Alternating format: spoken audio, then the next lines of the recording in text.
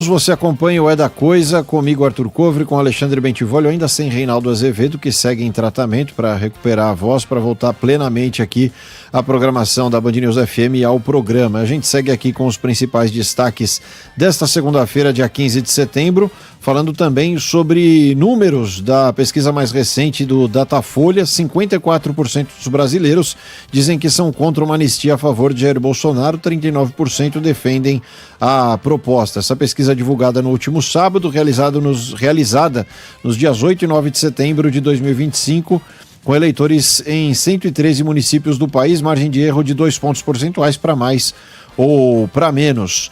E o âncora de O É da Coisa, Reinaldo Azevedo, escreveu sobre essa pesquisa. Ele segue afastado e com ferramentas de inteligência artificial, como você já acompanhou neste programa, a gente traz um texto inteiramente pelo Reinaldo Azevedo, de produção do Reinaldo Azevedo. A locução que você vai perceber é uma reprodução da voz dele feita com inteligência artificial. Vamos acompanhar.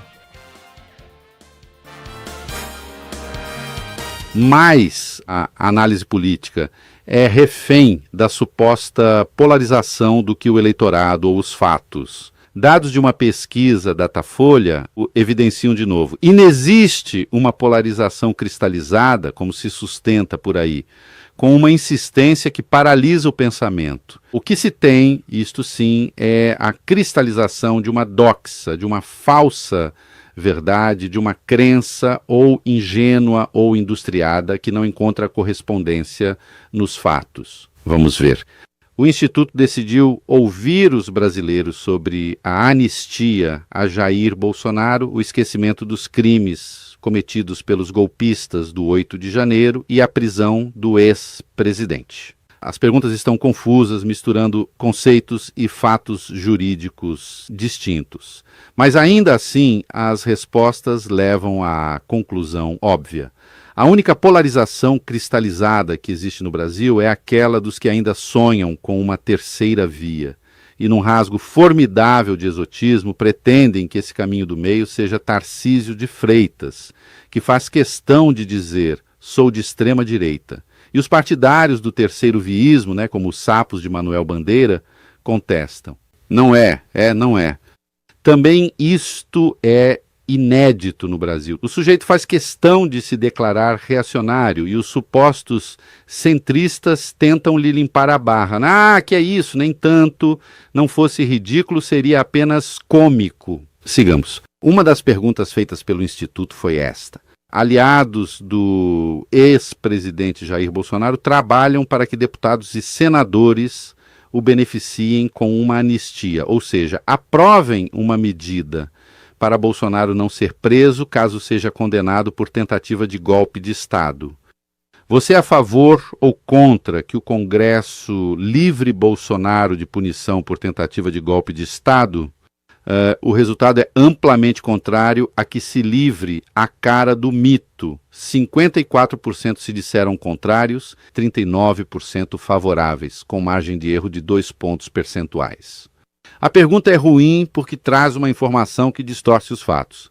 A anistia a Bolsonaro, por certo, se aprovada e se não fosse barrada pelo STF, fatalmente seria, impediria a sua prisão porque seus crimes seriam esquecidos para efeitos penais. Mas essa seria apenas uma das consequências, e não a principal. Na forma pretendida pela extrema-direita, também seus crimes eleitorais virariam fumaça, e ele se tornaria elegível. Essa é a questão central. Parece que os respondentes foram mais espertos do que a indagação e não se ativeram apenas à questão da prisão. Demonstro.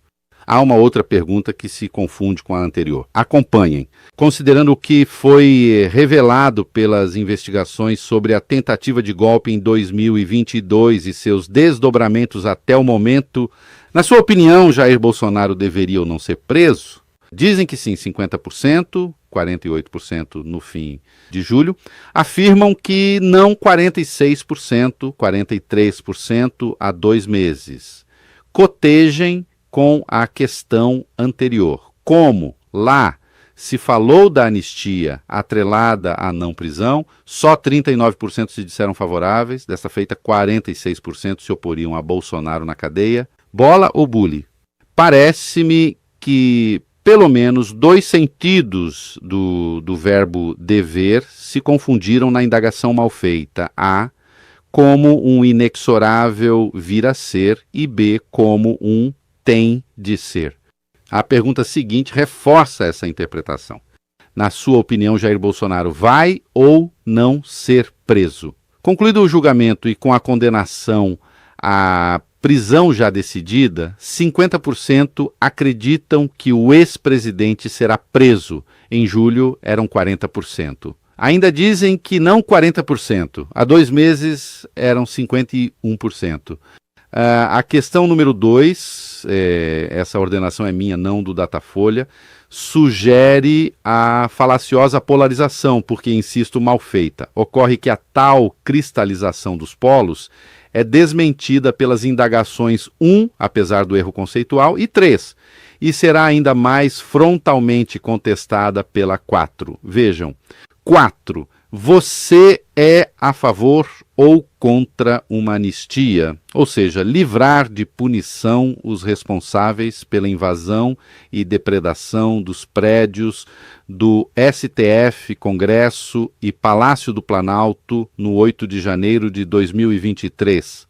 Sabem qual a resposta? São contrários à anistia aos golpistas do 8 de janeiro, nada menos de 61% dos entrevistados, em julho 55%, e se mostram favoráveis ao esquecimento só 33%, 35% antes.